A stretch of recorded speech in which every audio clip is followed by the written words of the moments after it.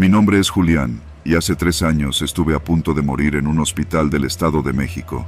Pero lo que viví ahí fue peor que la muerte. Todo comenzó una noche de septiembre. Era un martes. Lo recuerdo bien porque había llovido todo el día y los caminos estaban hechos un lodazal. Yo venía manejando de regreso a mi casa en Tenancingo después de entregar unos pedidos de mercancía en Toluca. Como era de noche y ya me había pasado el último camión, decidí cortar camino por una carretera secundaria que cruza varios pueblos pequeños. Fue la peor decisión de mi vida. No sé si fue el sueño, el cansancio o la lluvia, pero perdí el control del auto en una curva. Recuerdo el golpe seco, el dolor en la pierna y el crujido del metal torcido. Me desmayé. Cuando desperté, ya estaba en una camilla, con luces fluorescentes encima de mí. Olía a desinfectante, pero también a humedad, a medicina rancia. Había voces apagadas, pasos lejanos y una sensación pesada en el pecho. Lo primero que pensé fue, estoy vivo. Lo segundo, ¿dónde chingados estoy? Un enfermero con uniforme blanco me miró desde un costado.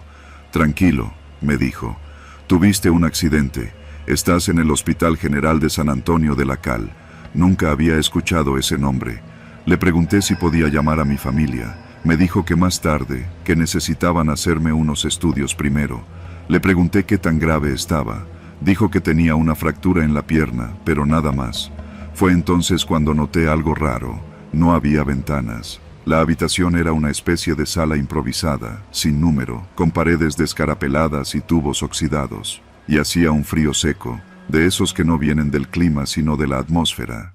Intenté sentarme, pero me dolía todo. Sentí una punzada aguda en el costado. Algo no andaba bien.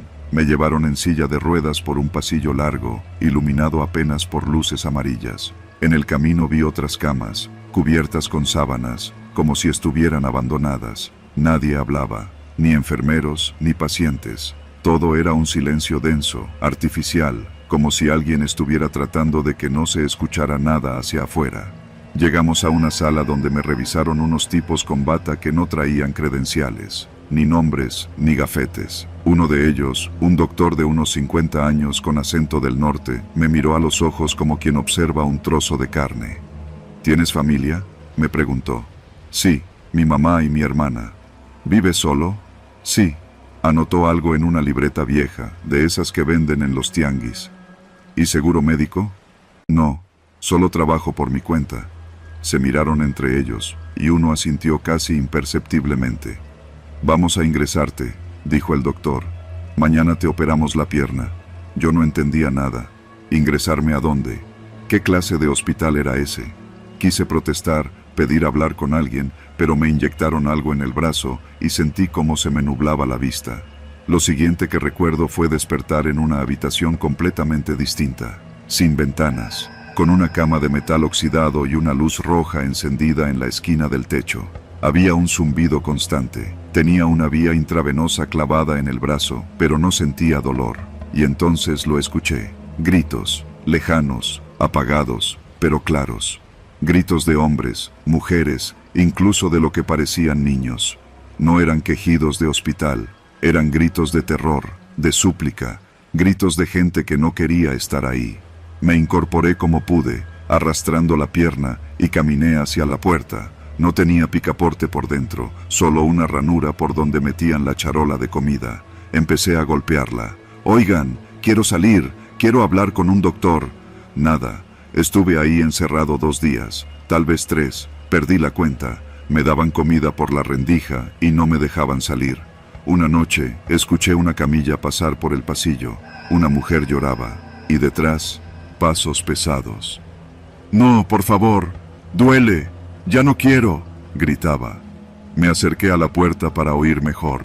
La voz se apagó tras unos segundos, y luego, el silencio. Solo el zumbido. Y ese olor metálico, húmedo, como de sangre vieja, que flotaba en el aire. Esa misma noche, fingí dormirme. Cuando vinieron a revisar mi suero, 2 enfermeros entraron con cuidado. Llevaban cubrebocas y lentes oscuros, aunque estábamos dentro. Uno de ellos tenía los guantes manchados de algo rojo oscuro. El otro le dijo, mañana le toca a este. Ya firmó. Sí, no me lo esperaba, se ve fuerte. El doctor dice que los quiere conscientes ahora, que reaccionan mejor. Me hice el dormido. No reaccioné, ni parpadeé. Me volvieron a dejar solo. Ya firmó. No recordaba haber firmado nada. Pero entonces, un pensamiento me atravesó el pecho. La hoja que me dieron cuando llegué. Me dijeron que era el consentimiento para la operación de pierna. ¿Y si no lo era? A la mañana siguiente, me despertaron temprano. Uno de los enfermeros me puso una bata quirúrgica. Ya mero, compa. Te va a ir bien, dijo, con una sonrisa falsa. Me llevaron en la camilla por otro pasillo. Esta vez era más frío, más estrecho. Las paredes tenían manchas oscuras y no había cámaras.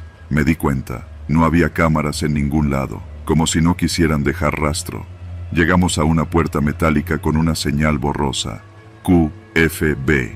No decía quirófano, no tenía ningún número visible. Uno de los enfermeros sacó una llave del bolsillo y la abrió. La sala estaba helada, no como un quirófano, sino como una cámara frigorífica.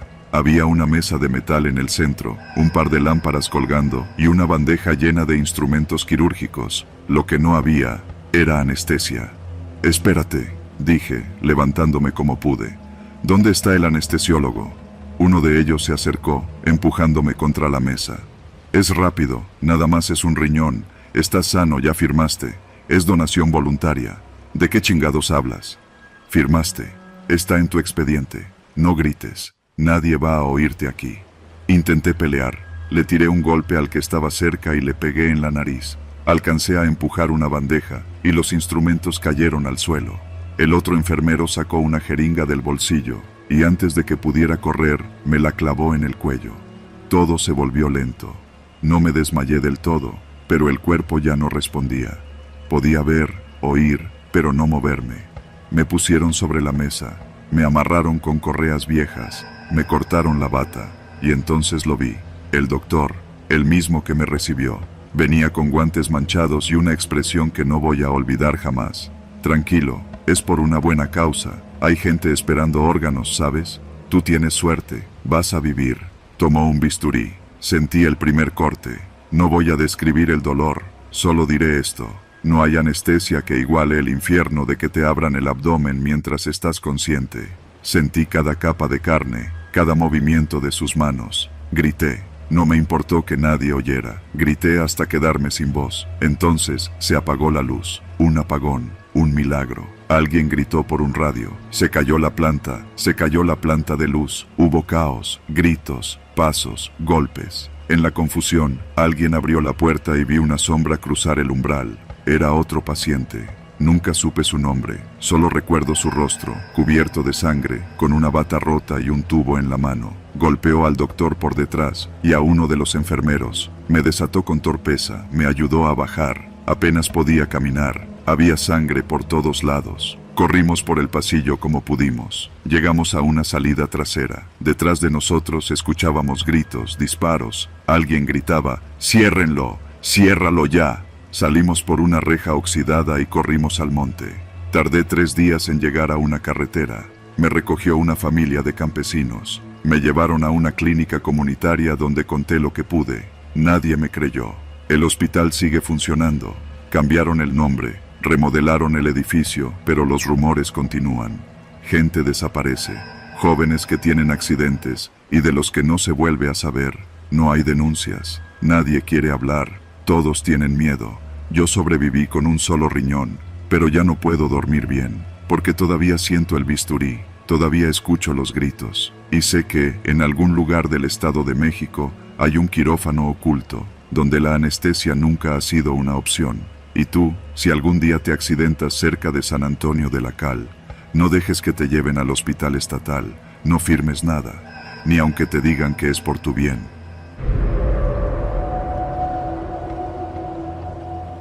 Nunca me había tocado vivir tan cerca del miedo. No del miedo abstracto, de ese que sale en las películas o los noticieros lejanos, sino del miedo real. El que camina contigo hasta la esquina, el que te observa desde las ventanas cerradas, el que respira justo detrás de ti cuando bajas la cabeza y apuras el paso. Me llamo Ulises, y viví casi 30 años en una colonia llamada Lomas del Encino, en el municipio de Ecatepec, Estado de México. Una colonia como tantas, calles empinadas, casas de bloc sin aplanar, perros flacos correteando entre los baches, y tiendas con barrotes donde te venden un huevo, un cigarro suelto o una cerveza sin darte cambio. Ahí crecí, ahí me enamoré por primera vez, y ahí me enteré de que el infierno no está bajo tierra, sino entre las banquetas de tu propia calle. Durante años, vivimos con miedo a los rateros. No era miedo a que nos mataran, no, era ese miedo a salir y que te quitaran todo en un segundo. El celular, el sueldo, la mochila del niño. Ese miedo que te hace mirar 2 veces antes de abrir la reja, que te hace desconfiar hasta del que vende pan. Pero un día, todo cambió. Todo empezó cuando a don Polo, el que vendía periódicos en la esquina de la calle San Jerónimo, lo asaltaron saliendo de su casa. Eran las 7 de la mañana. Lo golpearon con la cacha de una pistola, le robaron su carrito, el poco dinero que traía y hasta los lentes. Murió 3 días después por una hemorragia interna. La colonia entera fue al velorio, no porque don Polo fuera querido, que sí lo era, sino porque sabíamos que lo que le pasó a él podía pasarnos a cualquiera. Esa noche hubo junta vecinal, la primera de muchas. Se llenó el pequeño salón de usos múltiples al lado del preescolar abandonado. Estaban los mismos de siempre, los de la tiendita, el señor de los elotes, la señora que vende tamales, y muchos que jamás salían, pero esa noche llegaron con los ojos bien abiertos. Y fue ahí donde se dijo por primera vez lo que todos pensábamos. Si la policía no hace nada, nosotros sí. Al principio no creí que fueran en serio. Uno crece escuchando historias de justicia por mano propia, pero las ve como leyendas urbanas. Aquí no. Aquí se volvió rutina. Todo comenzó con patrullajes nocturnos. Se organizaban en grupos de 6, cada quien con un bate, un tubo o una lámpara potente. Los que tenían perros los llevaban. Iban calle por calle, preguntando a los que no conocían, pidiendo credenciales. Los que no podían salir, como yo, porque trabajaba en las madrugadas como vigilante en un fraccionamiento, aportábamos lo que podíamos: linternas, dinero para gasolina, botellas de agua. Los primeros días sirvieron, bajaron los robos, la gente empezó a salir más, hasta los niños regresaron a jugar fútbol en la cancha. Pero después vino el primer aviso: unos tenis blancos colgados en el cable de luz justo frente al kinder. Nadie supo cómo llegaron ahí. Eran grandes, de hombre, limpiamente amarrados por las agujetas. Esa fue la primera señal. La gente empezó a murmurar que eran de un ladrón, que lo habían agarrado en la madrugada y lo llevaron para dar una vuelta, que ya no lo iban a ver, pero que ahí estaban sus zapatos. Pa' que los demás entiendan, decían. A la semana, apareció otro par, unos Nike desgastados, colgando frente al parque donde se sentaban los teporochos. Nadie habló del tema abiertamente, pero todos entendimos. Los robos pararon por completo. Silencio absoluto. Ya no había asaltos. No desaparecían bicicletas. No se metían a las casas. Era como si el miedo hubiera cambiado de bando. Yo seguía trabajando de noche, pero cada vez que regresaba a casa y veía un nuevo par de zapatos en el cableado, algo me recorría el pecho. No era alivio, era otra cosa, algo más frío, más denso, algo que me hacía voltear cada que escuchaba pasos detrás de mí. Una madrugada, saliendo del turno, vi una camioneta vieja estacionada a mitad de la calle, sin placas. 2 hombres estaban en la parte trasera, uno fumaba, el otro tenía algo en el regazo, envuelto en una manta. Cuando pasé junto a ellos, fingí no ver nada, pero sentí su mirada clavada en mi nuca hasta que doblé la esquina. Al día siguiente, otro par de zapatos colgaba en los cables. El rumor empezó a crecer, que ya no era solo rateros, que también habían levantado a un morro que grafiteó una barda, que a un tipo lo vieron tocando la reja de una casa y que no volvió a aparecer. Nadie confirmaba nada, pero todos lo sabíamos. El miedo cambió de forma. Ya no era miedo a los ladrones, era miedo a los que decían protegernos. Nadie sabía quiénes eran exactamente. Se movían en silencio, actuaban en la sombra, se comunicaban por WhatsApp en grupos cerrados, se llamaban a sí mismos los justos. Un día desapareció el hijo de la señora Vicky, la que vendía dulces en la primaria. Decían que el chavo andaba metido en cosas malas, que una vez lo vieron jalando celulares en la combi, pero a fin de cuentas era su hijo, su único hijo. Ella lloró durante semanas, pegó carteles, fue al Ministerio Público, Organizó una pequeña marcha en la colonia. Nadie fue. Todos fingimos no verla. A las 2 semanas, colgaron unos tenis rojos en el cable justo frente a su casa. Ahí fue cuando lo supe con certeza. Los estaban desapareciendo. No había cuerpos, no había denuncias, no había policías, solo zapatos colgados. Una noche, me tocó ver lo que nadie debería ver. Era casi medianoche y regresaba caminando porque mi moto se había quedado sin gasolina. La calle estaba en silencio, salvo por el ruido de un perro ladrando a lo lejos. Caminaba por San Juan de la Montaña, la calle más empinada de la colonia, cuando escuché voces al fondo, voces fuertes, decididas. Me escondí detrás de un árbol. Desde ahí, vi cómo sacaban a un chavo encapuchado de una camioneta negra sin placas. Lo llevaban entre 3. Le gritaban cosas. No entendí todo, pero escuché claramente. Aquí no se perdona la traición. No quise mirar más. Corrí como nunca. Esa noche no dormí. Al día siguiente, había unos zapatos Puma colgados frente a la bodega abandonada. Nadie preguntó, nadie lloró. Intenté contarle a mi esposa, pero me pidió que no hablara, que dejara eso así, que si ellos hacían lo que la policía no podía, pues era por algo. ¿Y si un día se equivocan?, le pregunté. Pues que no te equivoques tú, me respondió. Fue entonces cuando entendí que ya no vivíamos en una colonia. Vivíamos en una zona de guerra sin uniforme. Una semana después, me llamaron por teléfono. Un número desconocido. Deja de andar preguntando, Ulises. No es por ti, es por tu familia, dijo una voz grave. Luego colgaron. No pregunté más. A los 3 días, otro par de zapatos colgaba frente a mi casa. Unos tenis blancos, los mismos que yo había comprado hacía 3 años en el centro de San Cristóbal. Reconocí la suela gastada, la línea negra en la punta. Eran míos. Esa noche empaqué pocas cosas, tomé a mi esposa y a mis 2 hijos, y nos fuimos sin mirar atrás. Dejé todo, mi casa, mis muebles, mi historia. Ahora vivimos en un cuarto rentado en Nesa, compartido con otra familia. Trabajamos mucho y ganamos poco, pero puedo dormir. No con tranquilidad, pero sí sin mirar los cables, porque a veces, en las noches, cuando no puedo conciliar el sueño, cierro los ojos y veo los zapatos, uno tras otro, colgados como trofeos, como advertencias, como gritos mudos en el aire. Me llamo Mario y tengo 47 años. Vivo en una colonia de las muchas que se agarraron como pudieron de las faldas del cerro El Chiquihuite, allá por Tlalnepantla. Mi casa es de tabique sin aplanar y techo de lámina. Le falta pintura, pero le sobra vida. Es mía. Me costó años levantarla, primero con mi esposa y luego solo, cuando se me fue con otro, dejando a los chamacos conmigo. Uno ya terminó la preparatoria, la otra anda en secundaria. Por ellos es que trabajo como burro desde hace más de una década vendiendo tamales. Sí, tamales. No es un negocio glamuroso, ni mucho menos. Pero deja, más si sabes dónde pararte y a qué hora. Yo salgo todos los días a las 4 de la madrugada. A esa hora, en esas calles de terracería, no hay nadie más que los que trabajan de verdad o los que nunca descansan. Los perros, los halcones y los que andan en cosas que prefiero no saber. Mi puesto es un triciclo modificado. Lo dejo fijo en una esquina sin nombre, junto a una tienda cerrada que lleva años abandonada. Me alumbran 2 focos conectados a una batería de auto. A un lado tengo mi vaporera y una hielera con atole. Mis clientes son obreros que bajan del cerro, policías y a veces hasta taxistas.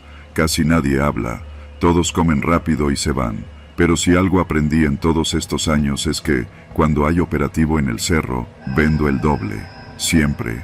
No importa si es martes o domingo. Si hay presencia de la guardia, si hay helicópteros o la marina sube, ese día mis tamales se acaban antes de las 5:30. Es como si la tierra misma tuviera hambre. La primera vez que lo noté fue hace unos 6 años, cuando cayó uno de los jefes de una banda que operaba ahí arriba. No dieron nombres, pero todo el mundo supo. Esa mañana se me acercó un tipo que no había visto nunca. Tenía cara de alguien que no debía estar ahí. Se bajó de una camioneta sin placas, pidió 3 tamales de carne y un atole. Me pagó con billetes nuevos, limpios, sin arrugas, de los de 500. Me dijo, «Te va a ir bien hoy, viejo. Aprovecha». Tenía razón. Desde entonces, cada que hay un operativo, llegan más. No sé de dónde. Hay veces que traigo 60 tamales y todos se van en 1 hora. Gente que no conozco, que no saluda, que come en silencio. Tipos con botas limpias, peinados a la perfección a las 5 de la mañana. A veces llegan hasta con sus camionetas y sus escoltas. A veces vienen de a pie y se esconden entre los clientes normales. Y yo, como todo buen mexicano, me hago pendejo. Pero hace 3 semanas, algo cambió. Esa madrugada bajé como siempre, con la vaporera llena, verdes, rojos y de rajas. Al llegar a mi esquina, vi más movimiento de lo normal. Unas camionetas negras pasaban lentas por la avenida principal. Al fondo, se escuchaban los zumbidos de los helicópteros. Hoy es día bueno, pensé, pero no fue igual.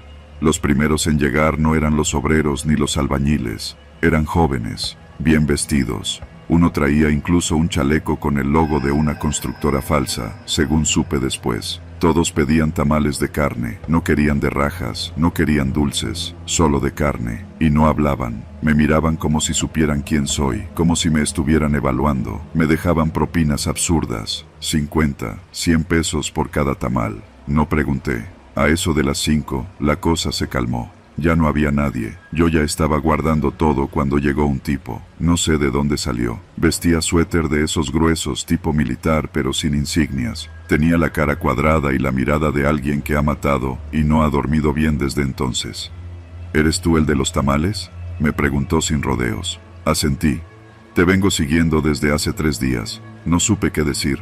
Pensé que me iban a levantar o a cobrarme derecho de piso. Pero no. Me miró como si esperara que yo entendiera algo que él ya sabía. La carne que usas, ¿de dónde la sacas? Me reí, nervioso. Del mercado de San Juanico, patrón. Yo no mato, nomás cocino. El hombre me observó un rato, luego se agachó, abrió una de las hojas de tamal y la olió. No lo probó. Se lo quedó viendo como si estuviera reconociendo algo. No repitas esto a nadie, dijo al fin. Hoy hubo operativo. Y mañana no van a encontrar ni un cuerpo, tú tampoco. Y se fue. Esa noche no dormí. Me quedé pensando en todo lo que vi, lo que no entendí, y lo que quizá no quiero saber. Empecé a fijarme más. Los días que no hay operativo, mis tamales duran hasta las 8. Vendo menos. La gente común pasa, come, se va. Pero los días de acción, esos días es como si alguien más bajara del cerro, como si limpiaran algo arriba, y yo me encargara de repartirlo. Una vez, uno de mis tamales salió diferente. Lo abrí por error. No era carne de cerdo, ni de res. Era más oscura, más fibrosa. Me dieron ganas de vomitar, pero no pude. Lo tiré, limpié la vaporera y recé. No lo dije a nadie, pero no paré de vender. ¿Qué iba a hacer? ¿Dejar a mis hijos sin escuela? ¿Ir con la policía? ¿Y decirles que mis mejores ventas coinciden con desapariciones? Hay cosas que uno prefiere no saber, pero el cuerpo lo sabe. La sangre lo intuye. Ayer hubo otro operativo. Helicópteros federales, chalecos antibalas. 3 horas subiendo y bajando patrullas. En las noticias dijeron que fue una búsqueda rutinaria. Nadie detenido, ninguna baja. Pero yo vendí todo en 40 minutos. Hoy por la mañana fui al mercado a comprar carne. El carnicero que me conoce de años me dijo algo que me dejó helado. Tú viniste ayer en la tarde, te dejé apartado un costal. El que te llevaste ya no lo tengo. ¿Cómo que me lo llevé?, le pregunté desconcertado. Sí, mandaste a un chavo como siempre, chaparro, moreno. Dijo que venía de tu parte, se llevó la carne, un costal entero. Le di el bueno, el de res, del nuevo, el que no tiene hueso. No dije nada, agradecí, me fui. Yo no mandé a nadie. Esta noche saldré de nuevo, como siempre. La vaporera está lista, la batería cargada. Traigo exactamente 65 tamales, todos con su nombre escrito con hoja de plátano. Los obreros llegarán, comerán, no harán preguntas, y yo tampoco, porque a veces uno no vende comida, uno vende silencio. Mi hija se llama Lía, tiene 17 años, es callada, seria, y se la vive pegada al celular como todas las de su edad. El domingo pasado salió de casa a las 5 de la tarde. Me dijo que iba a ver a su amiga Daniela al centro de Valle de Chalco. Le pedí que no regresara tarde. Ma, no empieces, me contestó sin mirarme. Fue lo último que me dijo. Cuando dieron las 9 y no llegaba, no me preocupé. Cuando dieron las 10 y no le entraban los mensajes, comencé a marcarle. Nada. A las 11 ya tenía el pecho hecho un nudo. Fui a buscarla a casa de Daniela. Toqué. Me abrió su mamá, con cara de sueño y pijama. Daniela me dijo, medio espantada, que Lía nunca fue. Ahí supe que algo estaba mal, algo muy mal. No me dormí esa noche. Fui a la fiscalía a las 8, apenas abrieron. Hay que esperar 72 horas, me dijeron. Seguramente se fue con el novio. No tiene novio, ni ganas de tenerlo. Pero claro, eso no cuenta. Era solo otra morra desaparecida en el Estado de México. Otra estadística. Volví a casa y empecé a buscar por mi cuenta. Revisé su cuarto, su ropa, su mochila, su diario. Nada. Todo estaba igual. En su laptop solo había TikToks, fotos con amigas, cosas de la escuela. Ninguna señal, ningún mensaje, ninguna pista. El martes por la noche me llegó un mensaje de un número desconocido. Era un video. Tardó en cargar. Era de mala calidad. El audio saturado, pero las imágenes eran claras. Era Lía. Estaba en lo que parecía una orilla de canal. Asustada, llorando. Se le veía una camiseta blanca y unos jeans mojados hasta la rodilla. La imagen se sacudía, como si quien grababa estuviera caminando. Se escuchaban risas, voces de hombres. Uno dijo, «Ya cállate, o te metemos otra vez». El video se cortó. Corrí al baño. Vomité. Me temblaban las manos. Guardé el video. Lo reenvié a mis hermanas, a la policía, a los medios. Nadie contestó. Pero yo reconocí el lugar. Era el canal que pasa por la colonia San Isidro, cerca de la autopista. Ese canal de aguas negras que todos evitan, donde los perros flacos van a morirse y los niños se retan a ver quién se atreve a caminar por la orilla. Yo pasaba por ahí cuando era niña, camino al kinder. Desde entonces apesta igual, a desecho, a podredumbre, a abandono. Fui al día siguiente, sola. Eran como las 6 de la tarde. Me llevé botas de hule, una linterna, una navaja vieja que encontré en la caja de herramientas de mi marido y una copia impresa del video. Caminé por el borde del canal. El agua se movía lento, densa. A cada paso, el barro me succionaba un poco más las botas. Me cubrí la nariz con un paliacate. Pasaban zancudos, ratas. No había gente, solo ruido de la autopista a lo lejos. Después de unos 20 minutos, vi algo. Primero pensé que era basura, flotando en una esquina del canal donde el agua se estancaba, pero me acerqué y lo vi bien. Era un celular, encendido. Tenía la pantalla rota, pero seguía vibrando, como si le entraran mensajes. Lo levanté y vi que estaba lleno de notificaciones de WhatsApp. Las fotos eran de una chava, diferente a Lía. Seguí caminando. Encontré otro, y otro. 17 celulares, conté en total. Algunos sumergidos a la mitad, otros colgando de las ramas, como si alguien los hubiera dejado ahí a propósito. Todos encendidos, todos con mensajes, videos, llamadas perdidas. Ninguno era de Lía. De pronto, algo crujió a mis espaldas. Me giré, rápido, empuñando la navaja. No vi a nadie, solo el canal, los charcos y una bicicleta oxidada metida en el lodo. Entonces lo vi. A lo lejos, sobre un montículo, un tipo, flaco, con una gorra. Me miraba. No se movía. Yo sí. Me regresé, despacio, sin correr. Guardé uno de los celulares, apagué la linterna y me alejé sin mirar atrás. Esa noche no pude dormir. Reproduje todos los videos del teléfono que me llevé. Había cientos, niñas, adolescentes, grabadas con burla, con malicia, con violencia, algunas con el rostro cubierto, otras llorando, amarradas, manchadas de lodo, algunas gritaban, otras rezaban, todas diferentes. Ninguna era Lía, pero en uno de los últimos videos, en el fondo, la vi. Pasaba corriendo, descalza, detrás de una reja metálica. Gritaba algo, pero no se le escuchaba. Entonces se acercó a la cámara, como si intentara pedir ayuda, y alguien la jaló del cabello hacia afuera de cuadro. Casi tiré el celular. Al día siguiente, fui de nuevo al canal, esta vez con mi cuñado. Le conté lo mínimo. Me creyó. Se trajo su pistola, la que se supone que ya había vendido. Fuimos de día. Entramos por la parte trasera, por unos campos de cultivo abandonados. Caminamos casi una hora. Llegamos a un punto donde el canal se ensancha y forma una especie de embalse. A un costado había un portón metálico, oxidado, con un candado, pero no había muro, solo malla ciclónica rota. Entramos. Lo que había ahí era peor que cualquier cosa que yo imaginé.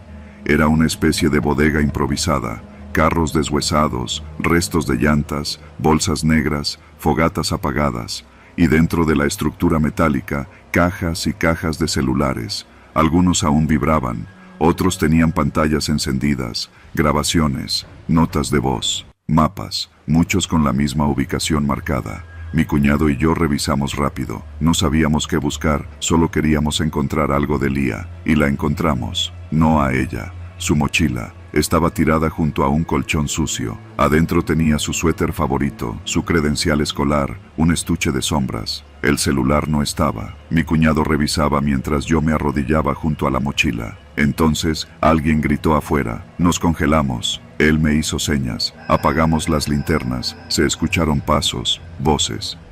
¿Quién está ahí?, gritó alguien. Sonaba ebrio. Otro dijo: déjalo, han de ser perros.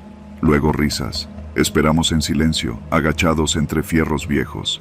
Pasaron unos minutos. Silencio otra vez. Mi cuñado susurró: nos vamos ya. Y nos fuimos. Llevamos la mochila a la policía. Les mostramos el celular que me traje, los videos, la ubicación. Tomaron la denuncia como si les diera flojera. Vamos a mandar una patrulla, dijeron. Pasaron 2 días. Nada. Entonces, las noticias.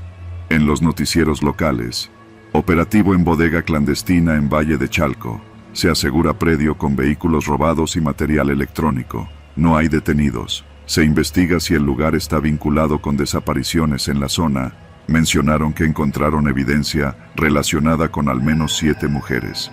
No dijeron sus nombres. No dijeron nada más. No mencionaron a Lía. Sigo buscando.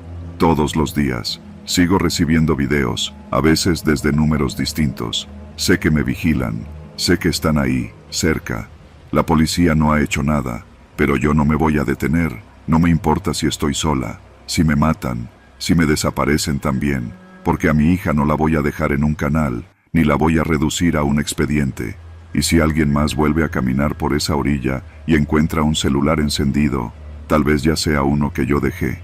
Con los videos, con las coordenadas, con las pruebas, porque pienso seguir buscando, hasta encontrarla, hasta que alguien escuche.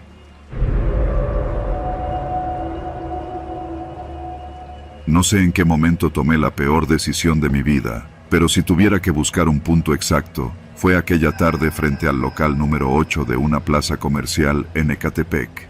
La lona blanca colgada sobre la cortina metálica decía en letras negras: Seguridad táctica Ursus, reclutamiento inmediato. Debajo, en letras más pequeñas: no necesitas experiencia, hombres de entre 18 y 35 años, capacitación pagada, traslado y comida incluidos.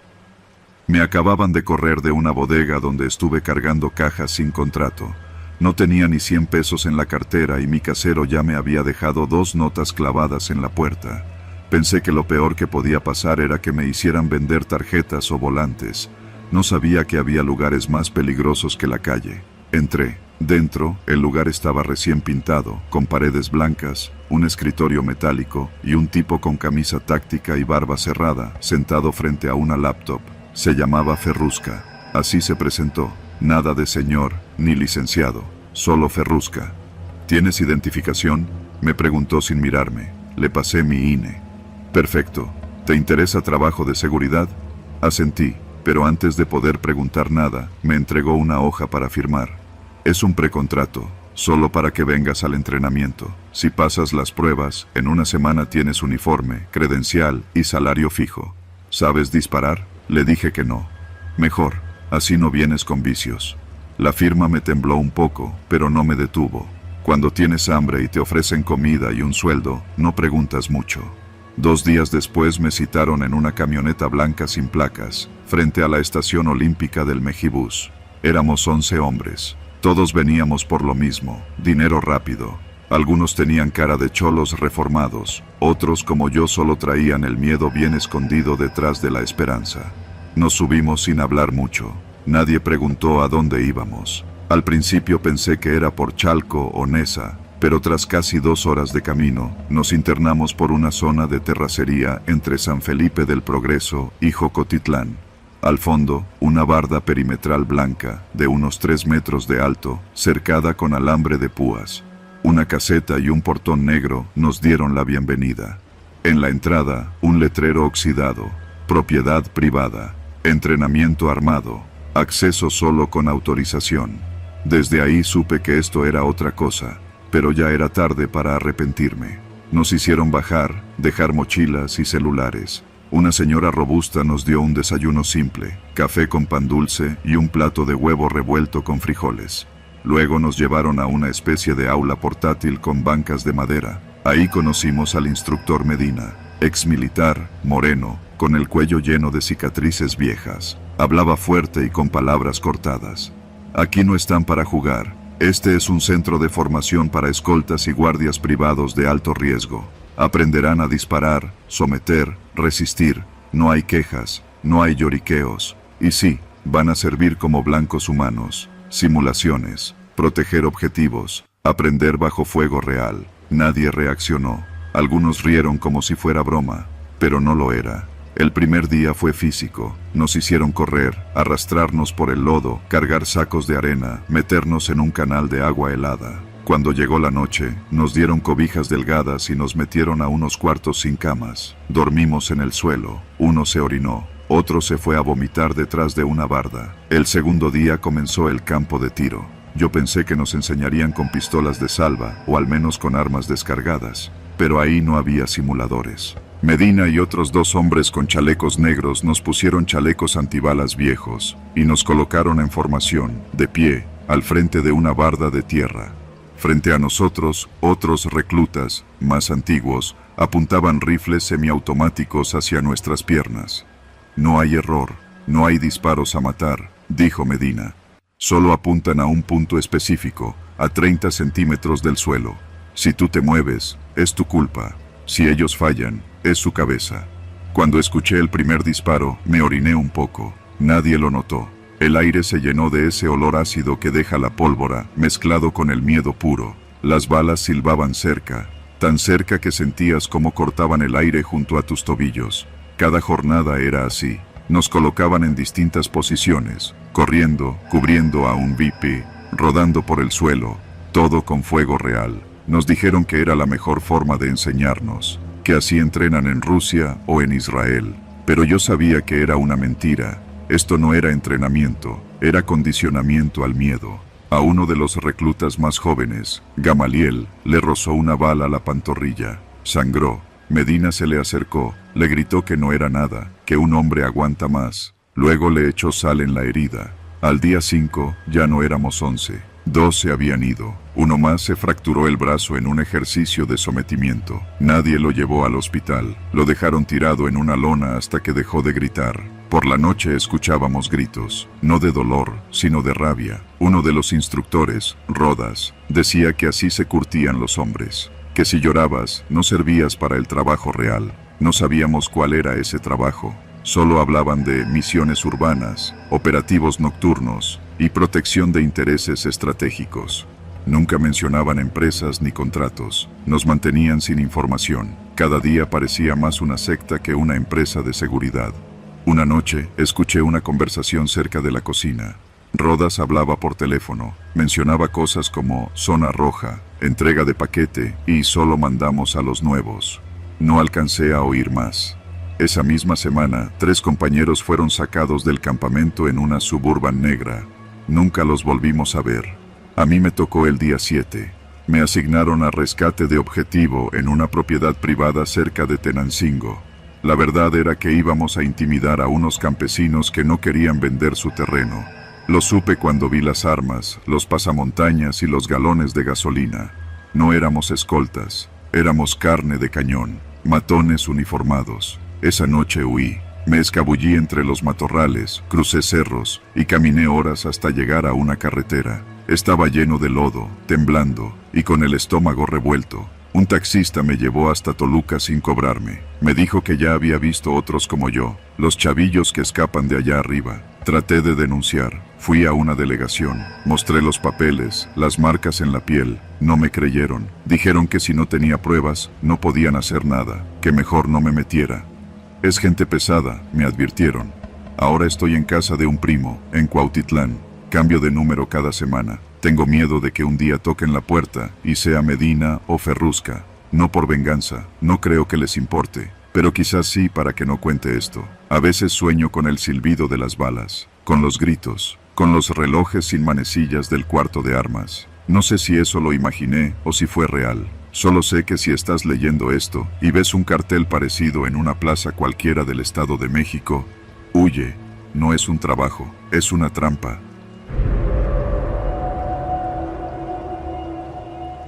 Me llamo Rebeca y hace apenas 4 meses me mudé a un departamento nuevo en Naucalpan. Estaba harta de compartir casa con extraños, así que en cuanto pude reunir el depósito, firmé el contrato y me instalé. Era un lugar pequeño, en un edificio recién construido. Nada lujoso, pero lo suficiente para sentirme cómoda y, lo más importante, sola. Siempre he trabajado desde casa como freelance de diseño gráfico, pero este año comencé a crecer mi canal de maquillaje en TikTok. Videos sencillos, nada profesional, pero la gente empezó a engancharse. Lo hacía todo frente al tocador que compré apenas me mudé. Fondo blanco, aro de luz, música baja y un enfoque medio cuerpo. Todo iba normal. Pero desde la segunda semana en ese departamento, algo me empezó a incomodar, aunque no supe ponerle nombre al principio. Era como si me observaran, aunque no había ventanas directas al interior más allá del pasillo común. Y yo vivía sola, completamente sola. Nadie más tenía llaves, eso lo sabía con certeza. Un jueves por la noche, mientras editaba un video, noté algo extraño. En el segundo clip, mientras delineaba los ojos, alguien pasó detrás de mí. Lo vi en el reflejo del espejo. Fue solo un segundo, una figura que cruzó el fondo desde la cocina hacia el pasillo. Me congelé, rebobiné el video y lo volví a ver.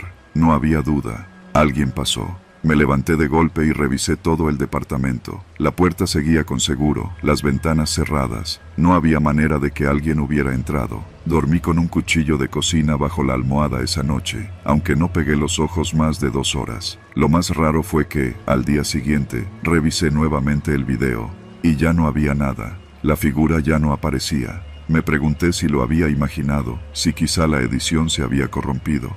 Pero juraría sobre mi vida que lo vi. Eso me dejó inquieta por días. Después de eso, empecé a notar cosas raras en más videos. No eran figuras completas, sino detalles. Una sombra que no correspondía a mi cuerpo. Un par de dedos sobre la puerta entreabierta que después ya no estaban. Algo que parecía una cabeza asomándose brevemente desde la esquina de la cocina. Fui guardando los clips originales, sin editar, y los revisaba una y otra vez. Me obsesioné. Pasaba más tiempo pausando los cuadros que grabando contenido nuevo. Lo más inquietante fue un video que grabé una tarde de domingo. Estaba probando un maquillaje en tonos verdes, algo chillón. Cuando terminé la grabación, me alejé del tocador para ir al baño. El aro de luz quedó encendido. El video continuó grabando por error. Al revisar ese metraje, vi cómo alguien entraba lentamente a cuadro, detrás de mi silla. No fue una sombra ni una mancha, no, fue una mujer. Tenía el cabello corto, como en un bob, y vestía una blusa blanca. Caminó muy despacio hasta quedar justo detrás del asiento, y luego se inclinó levemente, como si estuviera viendo algo sobre el escritorio. Luego, simplemente desapareció de cuadro. No hubo transición. No salió caminando. Se desvaneció. Revisé fotograma por fotograma. No había cortes. No había fallos. Esa mujer nunca debió estar ahí. Y yo seguía viviendo sola. Tomé mi celular y marqué al dueño del departamento, el ingeniero Ortega, un señor mayor que me había parecido amable al rentarme el lugar. Le pedí que me dijera si alguien tenía copia de las llaves, algún trabajador de mantenimiento o algo así. No, señorita, solo usted. Es más, usted es la primera persona que habita ese departamento. Acaba de terminarse en enero, me dijo con voz segura. No supe si eso me tranquilizó o me asustó más. Decidí instalar una cámara de seguridad que apuntara directamente a la puerta principal, de esas que se activan con movimiento. La dejé grabando toda la noche. La mañana siguiente me desperté con 3 notificaciones de la app. Movimiento detectado a las 3:45, a las 4:12 y a las 5:04. Eran clips breves. En los 3, lo único que se ve es la puerta cerrada y un par de pies descalzos justo frente a ella. No se movían, solo estaban ahí, como esperando. Esa noche me fui a dormir a casa de una amiga. No dormí, claro. No podía dejar de pensar que tal vez alguien vivía escondido en el departamento. Me convencí de revisar todo a fondo al día siguiente, sin falta, hasta las paredes si era necesario. Cuando volví, lo revisé todo con ella. Armarios, sótano, techos falsos. Nada. Cero. El lugar era sólido, pequeño y sin rincones secretos. Era imposible que alguien viviera ahí sin que yo me diera cuenta. Y entonces llegó el video que lo cambió todo. Una noche decidí grabar en vivo, sin filtros, sin edición, para mostrar a mis seguidores cómo era un maquillaje rápido para una cita nocturna. Me sentía valiente. Me sentía harta de tener miedo en mi propia casa. Lo hice con todo el equipo encendido, incluso con la cámara del celular grabando en simultáneo desde otro ángulo. Todo en directo. Casi al final de la transmisión, noté que los comentarios empezaban a llenarse con mensajes como: ¿quién está atrás? ¿Se movió algo? Rebe, voltea. Mi sangre se heló. Miré por el espejo y... nadie. Pero los mensajes seguían llegando. ¿Qué ven?, pregunté, con la voz entrecortada. Uno de los seguidores mandó una captura de pantalla del vivo. En ella, detrás de mí, se veía un rostro de hombre, completamente desconocido. Estaba a unos pasos de mí, entre la pared y la puerta del baño. Miraba a la cámara. Solté el celular y corrí hacia la puerta. Esa noche tampoco dormí en casa. Fui a la policía. Les mostré los videos. Me tomaron en serio, al menos un poco. Enviaron a un par de agentes a revisar el lugar. Lo hicieron con calma. Revisaron hasta el medidor de luz para ver si alguien había conectado algo. Nada. No había signos de ingreso forzado. No había dispositivos ocultos. Solo mencionaron algo que me dejó pensativa. ¿Sabías que el departamento que está encima del tuyo está desocupado? Sí, pregunté. Bueno, tiene el medidor activo. Alguien consume luz ahí. Contacté de nuevo al ingeniero Ortega. Le pregunté por el departamento de arriba. Está vacío. Nadie lo ha rentado todavía, me aseguró. Pero el medidor está en uso, le respondí. Se quedó en silencio unos segundos. Eso es imposible. Debe ser un error de lectura. Volví a casa. Esa noche no grabé, ni encendí las luces. Solo me senté frente a la computadora y comencé a revisar todos los videos anteriores, desde la primera semana. Quería entender. Entonces lo noté. Cada aparición era distinta. Cada rostro, cada cuerpo, cada figura que se deslizaba por el fondo. Ninguno se repetía. Ninguno. Como si fueran personas diferentes. Como si una colección de extraños pasara por mi casa mientras yo me maquillaba, grababa, vivía. Gente que nunca debería haber estado ahí. Entonces pensé en los medidores, en los cables, en las paredes compartidas, en que quizá alguien había instalado cámaras en ese departamento de arriba, conectadas a mi red, observando desde antes de que yo llegara, reproduciendo videos en una pantalla reflejada contra la mía, mostrando rostros falsos en reflejos reales. Pensé en el espejo, en lo fácil que sería manipular una transmisión en vivo si alguien conocía bien tus movimientos, si sabían tu rutina. Esa misma noche empaqué mis cosas. Me mudé 2 semanas después. Cancelé el contrato, cambié mi número, borré todos los videos del canal. Me juré no volver a grabar nunca más en mi casa. Y lo cumplí. Hasta hoy. Hoy me puse frente al espejo para peinarme y por reflejo encendí la cámara frontal del celular. La pantalla me mostró mi cara y a alguien detrás de mí. Esta vez, una niña, sonriendo. Y por primera vez, no me moví.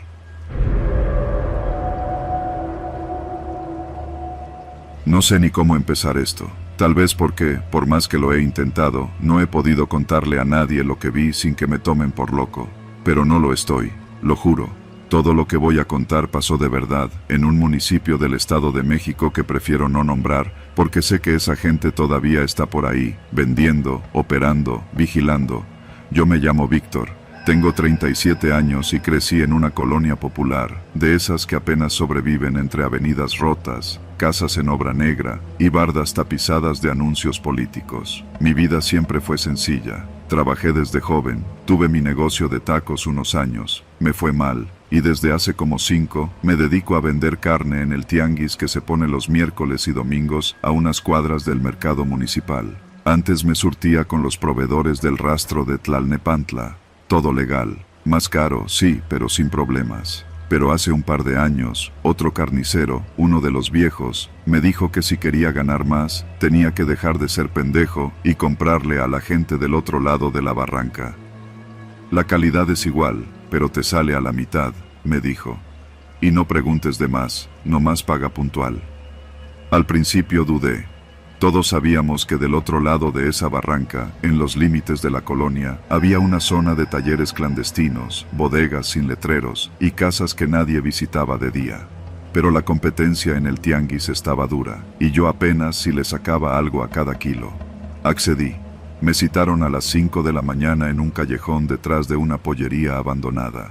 Llegó una camioneta sin placas, con la caja refrigerada.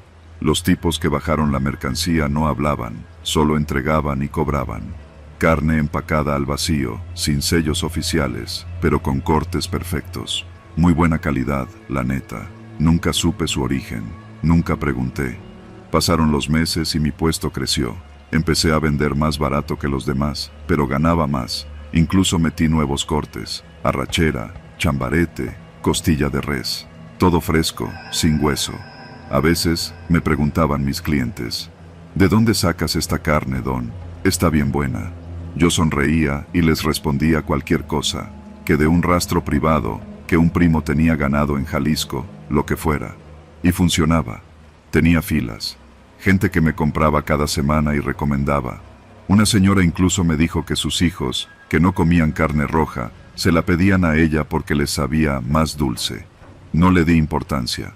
En el negocio, cuando algo sale bien, uno no se pone a investigar el porqué. Hasta que un día me tocó entregar un pedido especial. Me habían encargado 10 kilos de carne molida para un puesto de hamburguesas en una feria local. Como ya era cliente frecuente, los tipos de la camioneta me ofrecieron llevarme al lugar donde procesaban la carne para que me surtiera directo. Me dijeron que si quería seguir creciendo, ya era hora de ver el otro lado. Acepté, medio nervioso. Me recogieron una madrugada en una motoneta vieja y me vendaron los ojos por seguridad. No protesté. Me repitieron que si no me metía en pendejadas, todo saldría bien. El trayecto no fue largo, tal vez 15 minutos por calle sin asfaltar. Cuando me quitaron la venda, estábamos frente a una bodega con una lámina oxidada y una reja colgando. El lugar olía a sangre vieja, grasa, humedad. Adentro había mesas de acero, sierras, ganchos colgando del techo y una pila de costales con algo que goteaba. No había vacas, ni cerdos, ni nada. Solo carne, ya trozada, envuelta, en cajas. Uno de los tipos me explicó que ahí se procesaba todo, que tenían pedidos para varios tianguis de la zona, incluso para una carnicería dentro del mercado municipal. Me dieron mi pedido y me hicieron prometer que no diría nada. Yo solo asentía. Pero mientras me mostraban la carne, vi algo que todavía no me deja dormir. Entre los recortes, en una bandeja metálica, había un brazo, humano, cortado desde el codo, con la piel todavía intacta, los dedos flacos y largos, uno con un anillo. No podía ser de animal, no podía. Me paralicé, no dije nada, fingí que no lo vi. Tomé mis cajas y me largué de ahí lo más rápido que pude. Esa noche no dormí. Pensé en llamar a la policía, en hacer una denuncia anónima, lo que fuera. Pero recordé algo que me habían dicho el primer día. No preguntes, no busques. Aquí todos comemos de esto, aunque no lo sepan. Y tenían razón. Mis vecinos, los que compraban cada semana, los que me saludaban con una sonrisa, comían esa carne. Yo la vendía. Yo la llevaba hasta sus casas. Empecé a fijarme más, a leer las noticias locales, y ahí lo vi. Desaparecidos. Casi cada semana, alguien dejaba de aparecer en la colonia o en las rutas de transporte que pasaban cerca de la barranca. Jóvenes, hombres, mujeres, migrantes, pepenadores. Nadie los buscaba. Nadie hacía escándalo. En los grupos de WhatsApp se hablaba un día y luego ya no, como si se esfumaran. La coincidencia me rompió. Dejé de vender carne de un día para otro. Dije que me había enfermado. Cerré el puesto y desaparecí. Me mudé con mi hermana a Toluca, dejé el negocio, empecé a trabajar en una bodega de abarrotes. A veces me preguntan por qué dejé todo si me iba tan bien. No respondo. Una vez soñé con el brazo, con ese dedo que tenía el anillo. Lo peor es que el anillo era igualito al que usaba mi compadre Carlos, el de la vulcanizadora, que un día dejó de abrir y nunca más regresó. Su esposa decía que se había ido con otra, pero yo no lo creo. Nadie lo encontró, nadie lo buscó, nadie quiso saber. Hoy, mientras escribo esto, me llegó una foto por WhatsApp. Era de un grupo de mi colonia, una señora feliz, mostrando las costillas que compró en oferta en el tianguis. Las reconocí. Eran de ese mismo corte, envueltas en ese mismo plástico, con esa misma etiqueta sin logo, y yo ya no puedo comer carne. Siempre creí que el miedo era cosa de cobardes, hasta que esa noche me tocó correr por mi vida, literalmente. Me llamo Iván, tengo 23 años y nací en Nicolás Romero, una zona del Estado de México donde crecer sin miedo es más difícil que encontrar calles sin baches. Desde morro me gustaron las motos, no de esas carísimas como las Ducati o BMW que solo se ven en anuncios, no. Hablo de motos armadas con piezas recicladas, tan peligrosas como rápidas, pero perfectas para quien no tiene nada que perder. En mi colonia, correr en la carretera del monte era un rito de paso para muchos. Esa línea serpenteante de asfalto que conecta varias comunidades y se pierde entre la bruma y los árboles altos del Ajusco es como un dios pagano, bello, temido y siempre hambriento. Ahí no hay banquetas, ni luz, ni misericordia. Solo tú, el motor y la muerte que te respira en la nuca si aflojas la velocidad. Todo empezó un viernes. Nos avisaron por WhatsApp del grupo de los carbones del asfalto, una banda de corredores clandestinos a la que me metí hace 2 años. El mensaje era corto: la última carrera del mes. Solo gana el que llegue al final. Punto de reunión: gasolinera de San Francisco Magú. Medianoche. Sabíamos lo que eso significaba. No era una carrera por dinero, era por respeto, una especie de ruleta rusa sobre ruedas. El que ganaba se volvía leyenda, los que perdían, a veces, ni volvían. Mi mejor amigo, Omar, fue el primero en contestar que sí. Él siempre fue más loco que yo, con una itálica destartalada que rugía como jaguar desvelado. Yo tenía mi vieja Pulsar negra, con el escape modificado y las llantas casi lisas de tanto derrapar. Esa noche, la gasolinera estaba casi vacía, solo el taquero de la esquina y una pareja borracha discutiendo en un tsuru. Éramos 8 corredores, casi todos conocidos. La regla era sencilla. Arrancamos en fila desde el punto más alto de la carretera del monte, justo donde comienza a internarse entre los árboles. El primero en llegar a la tienda abandonada de Los Pinos, una construcción sin techo a casi 15 kilómetros de distancia, ganaba. No había árbitros, no había freno, no había segundas oportunidades. ¿Y si alguien se cae?, preguntó un morro nuevo que traía una Yamaha con luces LED verdes. ¿Te levantas o te quedas? El que se frena, pierde, respondió el Fideo, el organizador. Tenía los brazos llenos de tatuajes y una cara que parecía tallada a navajazos. Nos formamos, el olor a gasolina y a miedo mezclado en el aire. Algunos rezaban bajito, yo solo apreté los puños y me concentré en la línea blanca que marcaba el inicio. La señal fue una botella rota. Cuando escuché el estallido, aceleré con todo. Las motos chillaron como bestias furiosas y nos lanzamos al asfalto oscuro.